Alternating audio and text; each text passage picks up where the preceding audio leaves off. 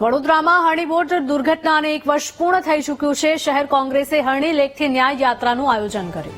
હરણી lake ઝોનથી પાલિકાની વડી કચેરી સુધી આયોજન થયું છે।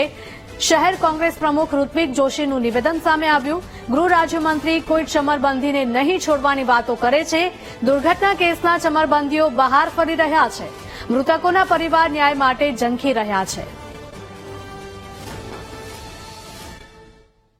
વડોદરાના હરણી તળાવ ખાતે જે 12 નિર્દોષ બાળકો અને 2 શિક્ષકોએ જીવ ગુમાવ્યો હતો, આજે 1 વર્ષ થઈ ગયું। બાળકોના પરિવાર આજે પણ ન્યાય માટે ઝંખી રહ્યા છે, ભટકી રહ્યા છે।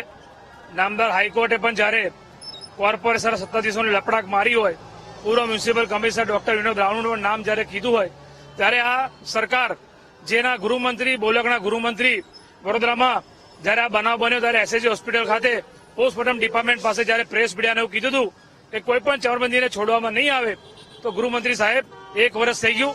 ચમરબંધીઓ તમારી બધી છૂટી ફરી રહી છે, જેને જેલના સળિયા પાછળ હોવું જોઈએ બહાર ફરી રહ્યા છે। કોંગ્રેસ પક્ષની માંગણી છે કે તાત્કાલિક આ પરિવારને ન્યાય મળે।